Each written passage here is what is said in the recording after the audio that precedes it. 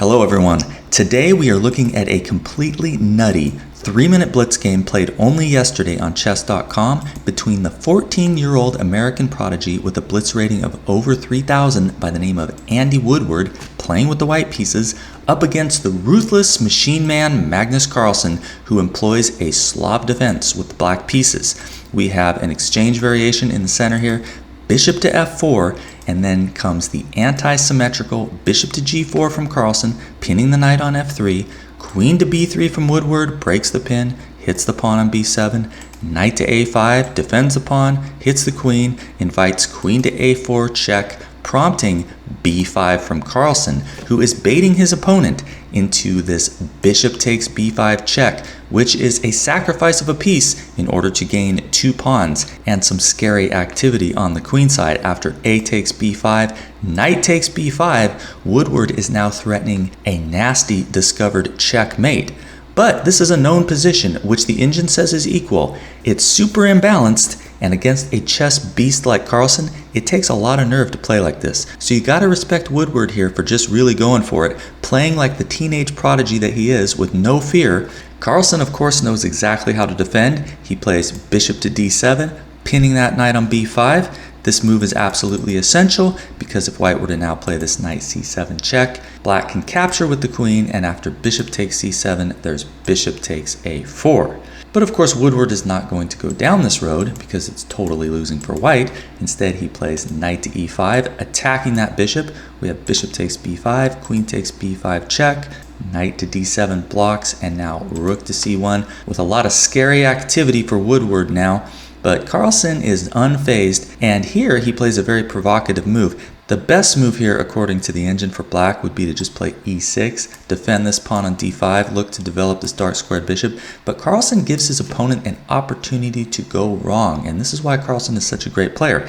f6 is what's played. It might not be the best move, but it gives white only one move that doesn't lose, which, wouldn't you know it, Woodward doesn't find. See if you can find it. What should white play here? There's only one good move. What is it?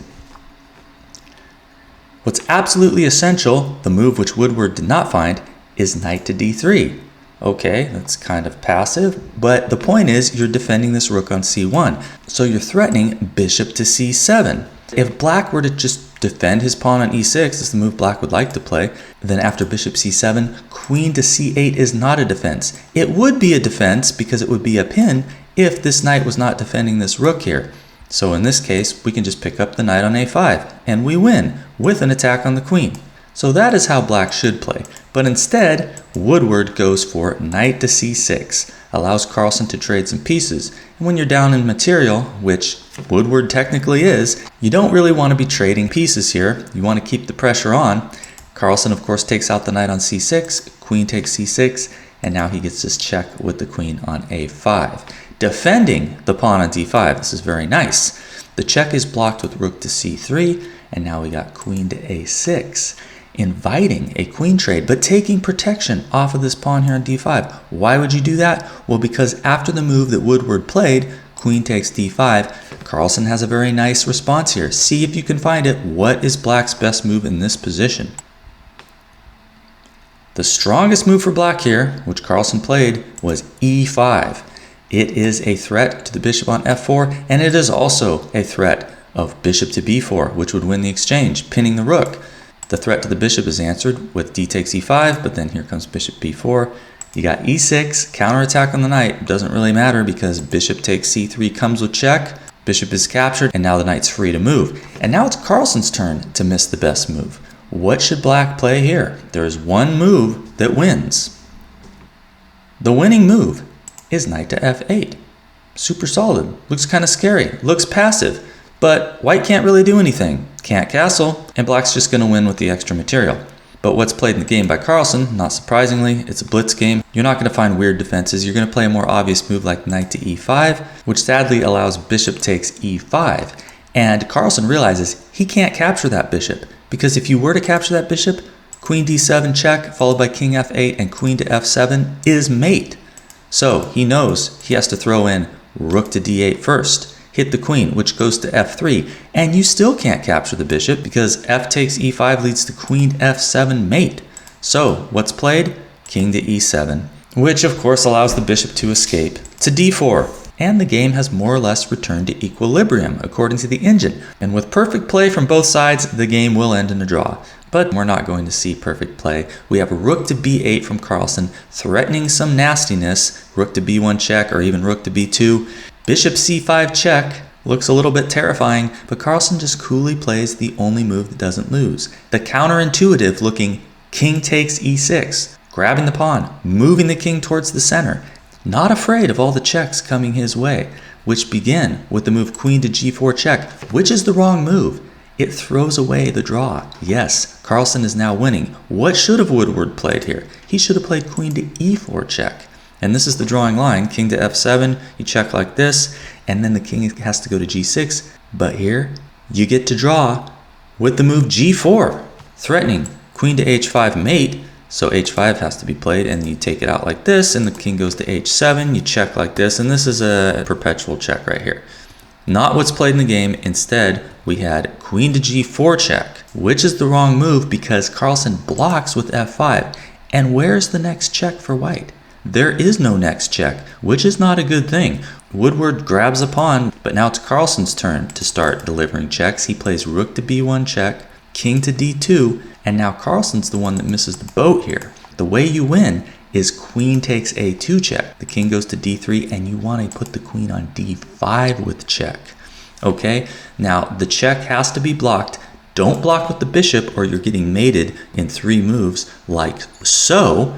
Instead, you got to block with the queen. The point is, after rook takes h1, you cannot take the rook on h8 because your queen is pinned.